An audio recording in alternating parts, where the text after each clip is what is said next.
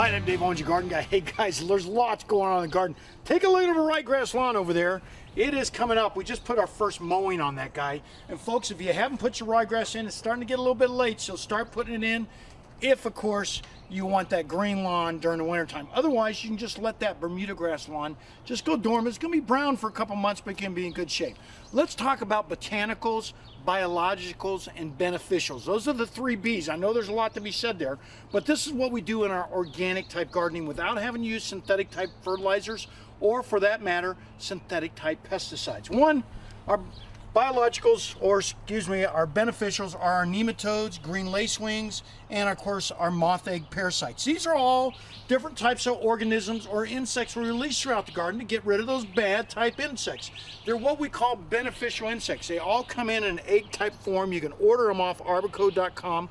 Works out fantastic out here in the desert Southwest to give you these nice, well, nice looking gardens without having to use any type of what we call synthetic type pesticide. Very important, especially this time of year.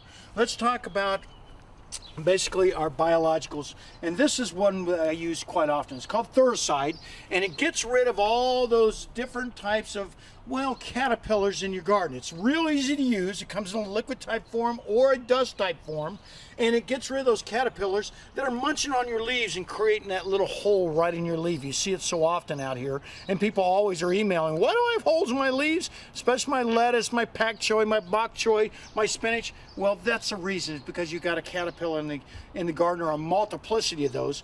Thuricide does it, and does it quite well. But last but not least is our botanicals. These are all our different flowers we put in throughout the garden. These flowers do a great job on increasing our pollinators and, of course, keeping those beneficial insects in throughout the garden. Here's some that we put in from seed right over here. Our cosmos, calendulas, poppies, nasturtiums, all those can go in, along with one of my favorite, of course, is marigold. This is one that works quite well out here in the desert Southwest. You can put it in by seed, and it does very well from seed. Actually, it does better from seed than it does from transplants. So remember, when you're growing organically out here in the desert Southwest, remember the three B's: the botanicals, the beneficials, and the biologicals, and you're on your way towards a nice organic garden through the fall and winter.